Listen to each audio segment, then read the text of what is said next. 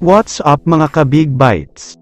Bigating TNT announcement, marami ang magugulat dito.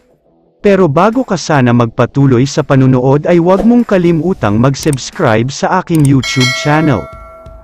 Isang disappointing conference para sa TNT Tropang Giga, dahil maaga silang nalaglag sa quarterfinals, muntik pa nga silang hindi nakapasok sa playoffs, medyo swerte lang sila sa mga huling laban nila kung bakit sila nanalo.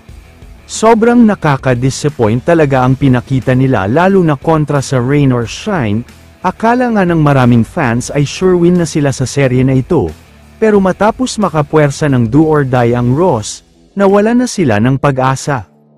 Pero wag sana nating kakalimutan na madami ang nawala sa kanila.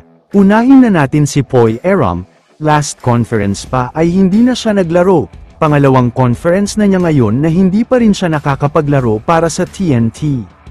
Medyo nakakapagtaka lang dahil walang kahit anong inilalabas na balita ang mismong management tungkol sa kondisyon niya. Hindi rin nila sinasabi kung kailan nga ba talaga siya makakabalik, kaya kulang talaga sila sa firepower. Isa pa sa nawawala para sa kanila ay si Mikey Williams. Alam naman nating lahat kung gaano kabigat ang pagkawala niya. Tila nawala ang kalahati sa opensa nila, dahil kadalasan talaga ay sa kanya nanggagaling ang mga puntos nila.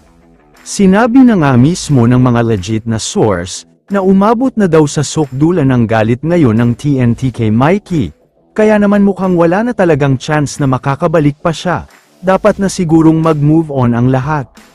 Pero mukhang hindi dapat maging malungkot ang mga TNT fans, dahil next season ay may inihahanda daw na trade si Coach Chot Reyes. Ang pinaka-priority daw kasi niya sa ngayon ay makahanap ng player na kagaya ni Mikey Williams.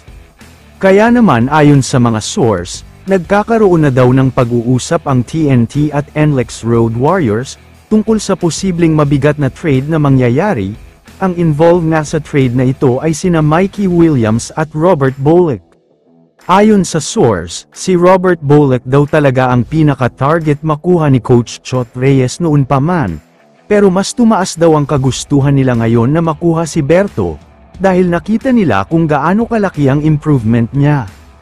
Ayaw na daw ni Mikey sa TNT kaya ibibigay na lang siya sa NLEX, magkakaroon nga daw ng straight swap ang parehong team, kaya abangan natin sa susunod na season ang malaking pagbabago, hindi lang sa lineup ng TNT kundi na rin ng NLEX.